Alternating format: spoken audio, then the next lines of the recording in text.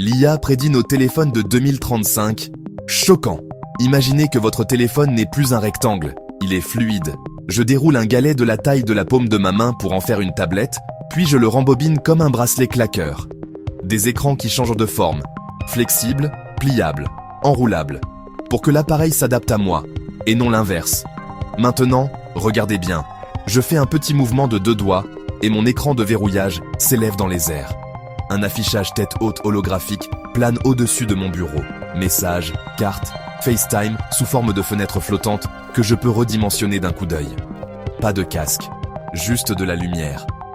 Les caméras, elles disparaissent, jusqu'à ce que j'en ai besoin. Des microcapteurs invisibles sous le verre assemblent la 3D, la vision nocturne et un zoom optique 10x sans aucune protubérance.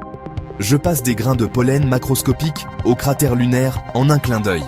L'haptique s'améliore, je frôle l'air et je ressens un clic qui n'est pas là. Les ultrasons créent des boutons que vous ne pouvez pas voir, mais que vous jureriez avoir touchés. Taper en l'air soudainement, ça marche. L'angoisse de la batterie, disparue. Des cellules à semi-conducteurs et des supercondensateurs en graphène me donnent 1 semaine d'autonomie, 10 minutes pour recharger à 80%. Le téléphone capte un peu de soleil grâce à des brins solaires transparents. La connectivité dépasse le réseau. Satellite par défaut, réseau Wi-Fi maillé avec les téléphones à proximité quand les tours tombent en panne. Perdu en montagne, mon SOS émet quand même un signal. La confidentialité aussi change la donne. Mon IA fonctionne directement sur l'appareil. Elle apprend mes habitudes sans envoyer ma vie dans le cloud.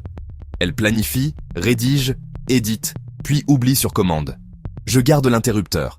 Les matériaux se réparent. Des microcapsules sous la surface réparent grosso les rayures pendant la nuit. Le dos change de couleur avec la température. Bleu glacier quand il fait frais, rouge braise quand le processeur tourne à plein régime. Le contrôle devient personnel. Un bracelet neuronal lit les minuscules signaux musculaires, donc je fais défiler avec un mouvement de doigt dans ma poche. Le suivi oculaire fait passer d'une application à l'autre. L'accessibilité se transforme en super pouvoir. L'audio devient espace. Des haut-parleurs à formation de faisceau peignent une bulle sonore privée autour de ma tête. Pour les autres, c'est le silence. Pour moi, c'est un théâtre.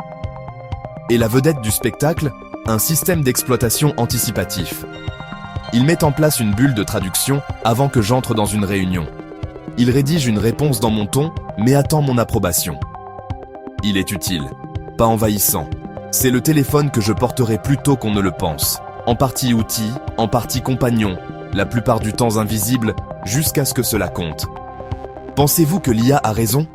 Et toi, penses-tu que l'IA a raison?